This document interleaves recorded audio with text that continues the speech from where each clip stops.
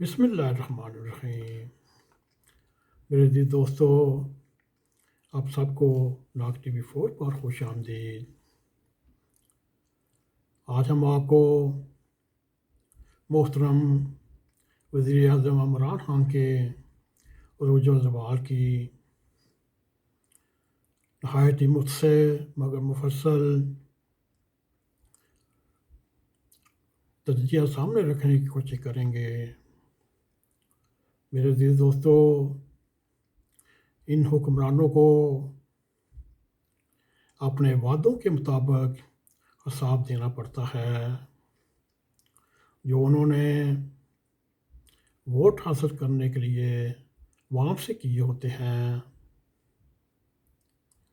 آپ ان کی 4 سال کی دور اقتدار کا بات شروع کریں تو وہ کسی نہ کسی کونے سے کسی عالمی سازش کا نعرہ حق بلند کریں گے، اور یوں عمران خان نے اقتدار میں آنے سے پہلے نہایت ہی بہت دلکش نعرے لگوائے۔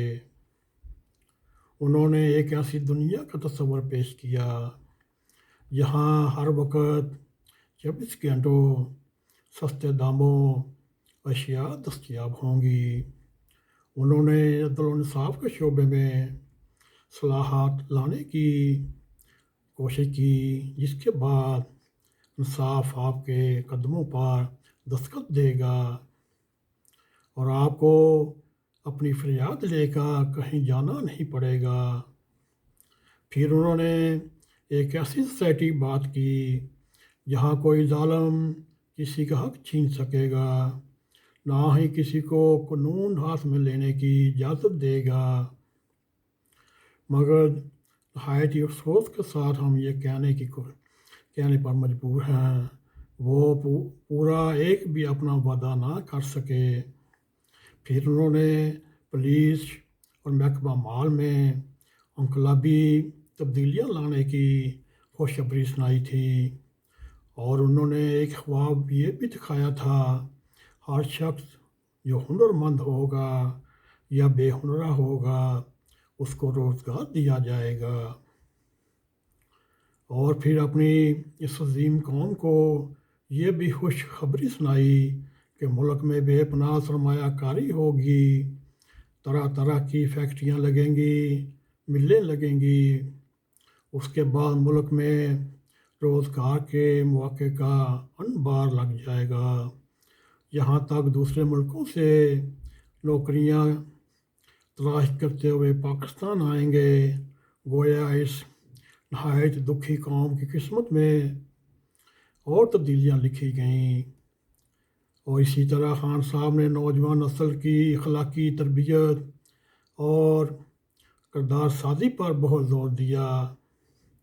انہوں نے پاکستانیوں کو یہ بتایا، علامہ اقبال کی نصیحت اپنے پلے باندھ لیں اور اس پر عمل پیرا ہوں۔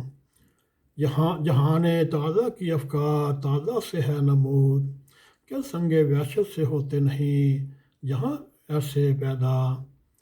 اس طرح محترم وزیر اعظم کا یہ بھی کہنا تھا، انہیں حکومت کی کوئی ہوس نہیں، وہ دنیا کی ہر کامیابی اور نعمت سے پر ہو چکے ہیں، اس لیے ان کے نزدیک اقتدار کی کوئی حیثیت نہیں۔ وہ یہ کہتے ہیں، میں تو صرف قوم کی قسمت بدلنے کا ایک ذریعہ ہوں۔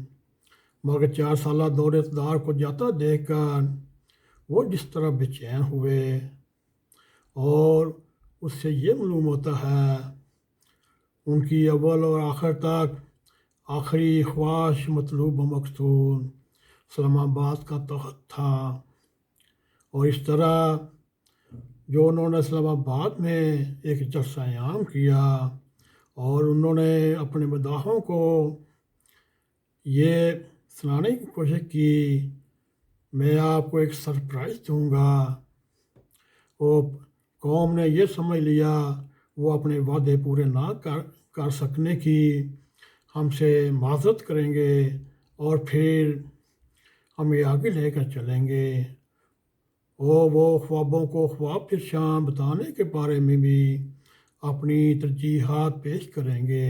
अफसोस मगर उन्होंने कुछ नहीं किया। बस आज से जो 45-46 साल पहले जुल्फ़िकार भुट्टो ने एक ख़त लहराया और इसके बारे में ये दावा किया उन्हें किसी कुव्वत की तरफ धमकी दी जा रही है, और खान साहब ने उसी एक्शन में ख़त निकाला और भुट्टो के कत्ल को मारवाए कत्ल करार देते हुए अपने आप को भुट्टो के साथ तशबीह पेश करते हुए ये कहा, एक वो मर्द कलंदर लीडर था और एक मैं हूँ। मुझे भी भुट्टो की तरह धमकियाँ आ रही हैं। और इस तरह नहायत ही भुट्टो के साथ मिलने की कोशिश हुई, और अभी तक खान साहब ने अपने आप को जुल्फ़िकार भुट्टो से तशबीह क्यों दी, अल्लाह ना करे। जुल्फ़िकार भुट्टो जिस अंजाम से कत्ल हुए या फांसी सजा हुई, अल्लाह ताला खान साहब को, पाकिस्तान के वज़ीर आज़म को इस अंजाम से महफूज फरमाए। मेरे अज़ीज़ दोस्तों, अब इनके ज़वाल की कुछ ऐसी हकायात हैं। जब इमरान खान के दौरे इक़्तिदार का ज़िक्र आएगा, उनमें मेरे अज़ीज़ दोस्तों सबसे पहले नंबर पर रियासत मदीना और उस जैसी रियासत कायम करना, और 4 साल के बाद भी रियासत मदीना ना बना सकना, एक ये दावा झूठा, और एक इनकी तबीयत में गुस्से से भरपूर ये गुस्सा ऐसा आता है कि मादरो पिदर आज़ाद हो जाते हैं। ये नहीं देखते जो बात मैं कर रहा हूँ वो मेरी फैमिली पर भी आ सकेगी। और इस वक्त तीसरी वजह इस वक्त पूरी दुनिया में या पाकिस्तान में बुलंद तरीन कीमतें और लोग भूखे मरने पर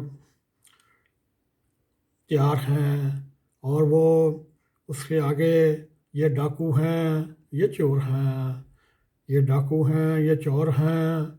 उसके बाद जब आखिरी मज़र शाह की बढ़त की तरह लगाते हैं, मैं नहीं छोड़ूंगा, मैं नहीं छोड़ूंगा, मैं नहीं छोड़ूंगा। मेरे अज़ीज़ दोस्तों, और खान साहब की सबसे अहम वजह वादा खिलाफ़ी, जो कौम के साथ उन्होंने वादे किए वो इक़्तिदार में आकर यू टर्न करके वो झूठ को सच साबित करने की कोशिश करते रहे।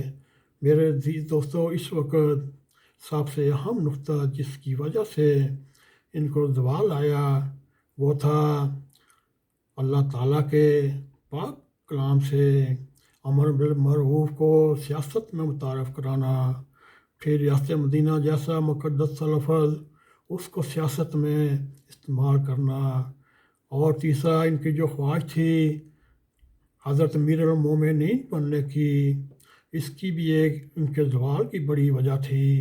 मेरे अज़ीज़ दोस्तों, ये था इनके ज़वाल और रूह की कहानी। उम्मीद है आपको ये हमारा प्रोग्राम पसंद आएगा। अगर पसंद आए इसको लाइक भी करें, शेयर भी करें, और कमेंट सेक्शन में जाते हुए अपना ज़ारे ख्याल करते हुए नाग TV4 को सब्सक्राइब करें, और इसी के साथ बेल आइकॉन को क्लिक करें ताकि हमारी ताज़ा वीडियो आप तक पहुंचती रहें। मेरे अज़ीज़ दोस्तों, इसके साथ ही हमें इजाज़त दें। अस्सलामु अलैकुम वरहमतुल्लाहि वबरकातुहू।